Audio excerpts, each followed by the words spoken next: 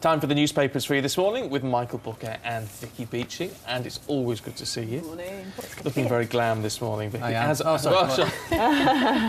always. Well, you always look very nice, Michael. No doubt about it. Let's start with, well, you picked the Express, Michael. Well, nepotism there. It's a big old story. There you go. Is it Bruce you want to talk about, or energy? A bit of energy. The good thing about working for a newspaper, I mean, there's plenty of bad things, but the good thing is the fact that you can send pointed messages to your wife about turning on the heating. And this is... It's a very serious point, in fact. Energy companies, they're going to be getting rid of a lot of cheap tariffs. Ofgem, the watchdog, they're wanting to slim it down to just a few tariffs to make it simpler for people. But what some of the experts are saying, and we've quoted a guy called Mark Todd, Director of Energy Helpline, is they're getting rid of some of the better tariffs targeted at people like pensioners. For instance, E.ON have already got rid of their Stay Warm tariff, which was aimed at the over 60s. So that's gone. And so the inference being is they... You can't stay warm. Well, no, they can't stay warm because the prices are going to be going up.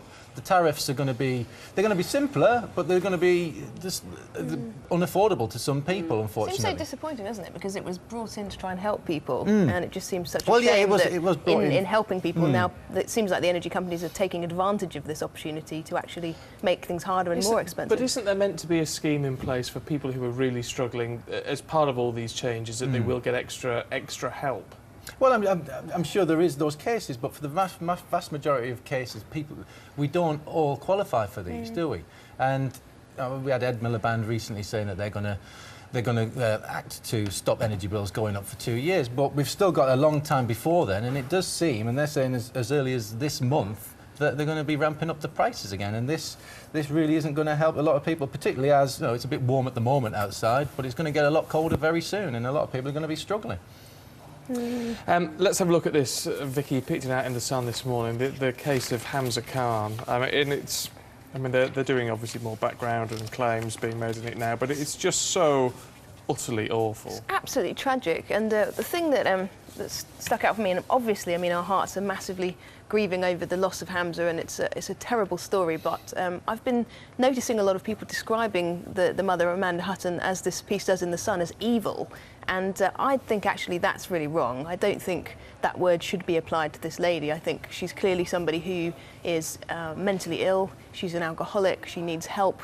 There was a very heartbreaking interview actually with a friend of hers on a news channel I saw the other day, and this friend was just saying how she needed help and wasn't given it. So she was a victim of some violence and abuse. Yes, she was. So obviously what she's done is completely wrong, but I do think it's also wrong to apply terms like evil to her. And the other thing that stuck out to me in this story was that her son, Tariq, who's 24, has got a suspended jail term for not reporting this crime and not allowing the burial of the body. And that also strikes me as a really sad casualty of this case, that another one of her children now has suffered by having a record.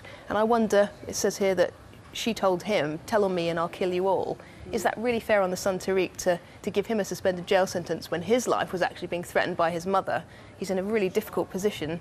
Should he then have a criminal record now as a result? Well, yeah, it raises a lot of questions, but suspended at least means nothing is going to happen. So it's still going to affect his future. We can never really know the full details, can we? No, it just but seems to see the state of that shame. house and the way it was, yes, a lot of people will see this a very evil act, and no mother could do that to a kid.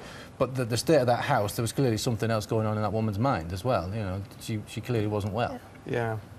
Let's go to the I've got one or two papers missing here, guys, but we can pull them in next time round. Getting drunk on pasta. Yeah, this is a guy. No, he's trying to make well out of his problem. This is a guy called Matthew Hogg. He's from Middlesbrough. Now, ever since he was a kid, he's had a bizarre medical condition that means his body works like a brewery. So whenever he eats starchy or sugary foods, it turns into pure alcohol inside of him automatically. So when he was a kid, when he was growing up, he said they thought he turned into like a Kevin the Teenager sort of character from Harry Enfield, because he started really behaving really badly, looking as though he was drunk. He checked out, and if he has a portion of rice, he suffers a hangover equivalent of having had 3 bottles of red wine the night before.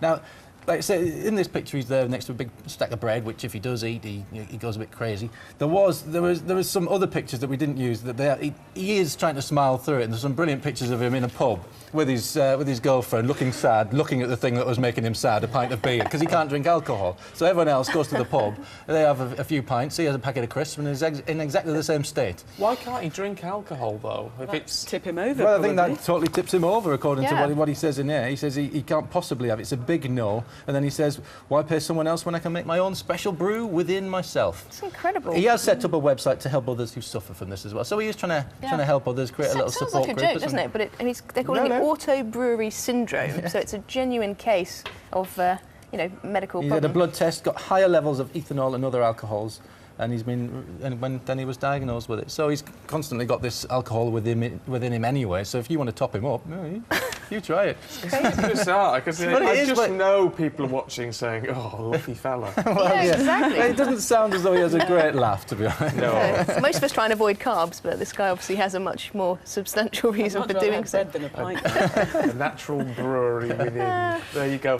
Lovely, guys. Thank you. Stay with us. There's much more coming up in just a moment.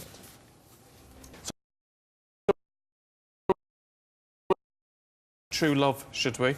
And we all like to, a nice couple, an elderly couple. You sort of think they've probably been married for years, but no. But no, this is a sign that it's never too late to find love.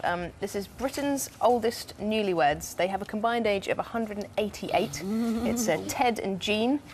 He is 98. He popped the question to her. They've actually known each other for 30 years, and their relationship has kind of bloomed slowly.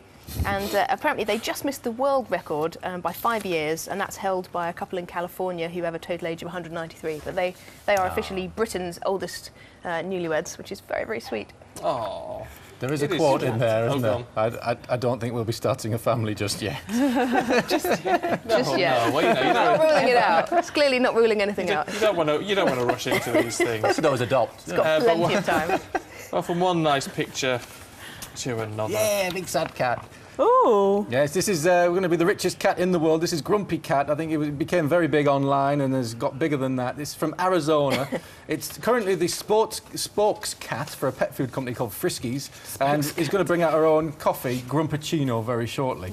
Cats are all the rage, and apparently it was in New York recently, and it was like Beatlemania. Someone said there was girls crying. She had tears in her eyes. It was like John Ventilating, Lennon right? was there. Oh, and not the only Cats because are the future. some apparently. blue eyes to green eyes with a little bob. Oh yeah, little Bob. There's another one. There's another one called. This is a tabby from Indiana who's just got Oh, his they're own scary. radio show apparently, and there's another one called Colonel Meow. Is that Amazing this one? what the internet is doing. I mean, these have all become famous through the internet meme kind of viral thing, haven't they? It's just so interesting what goes viral. But the other thing is, whenever we have cat stories or dog stories in the Express, it's the one things we get more response on than any other story. So It it's says what people. Little Bob is hosting her own late night talk show. So I'd like to see I that. can't wait yeah. to try the Grumpachino. That sounds like a great coffee. Fabulous. Lovely. We'll see you in an hour. Look forward to that. Quick check on the sports.